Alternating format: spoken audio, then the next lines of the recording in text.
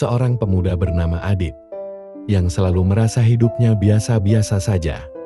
Ia bekerja di sebuah kantor kecil, melakukan rutinitas yang sama setiap hari. Dalam hatinya, Adit merasa ia ingin sesuatu yang lebih. Namun ia takut untuk melangkah. Ia sering mendengar cerita sukses orang lain, dan berharap bisa seperti mereka. Tapi Adit merasa bahwa ia hanyalah orang biasa. Suatu hari, seorang teman lama, Dikang, mengajaknya untuk mendaki gunung. Adit awalnya ragu, karena ia tidak pernah mendaki gunung sebelumnya, dan merasa fisiknya tidak sekuat itu.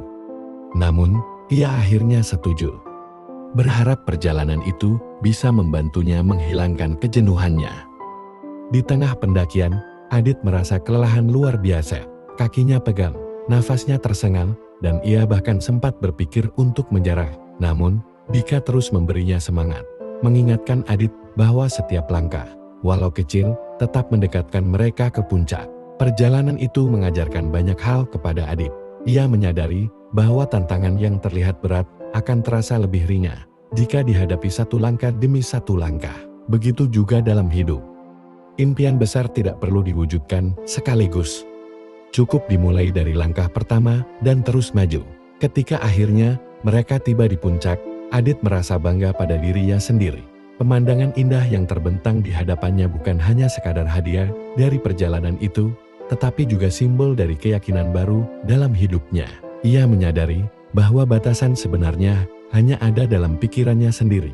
Semua yang tampak mustahil bisa diwujudkan jika ia berani melangkah. Sekembalinya ke kota, Adit pun bertekad untuk mengambil langkah kecil menuju impiannya yang selama ini ia pendam. Ia mulai belajar keterampilan baru, mengikuti kursus yang ia minati, dan perlahan-lahan membangun jalan hidup yang lebih bermakna.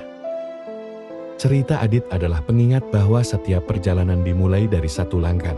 Tak ada jalan yang terlalu sulit jika kita berani mencoba, dan meskipun jalannya berat, kita akan menjadi lebih kuat dari setiap tantangan yang kita hadapi. Semoga cerita ini dapat menjadi inspirasi dan bisa diterapkan di dalam hidup kita semua.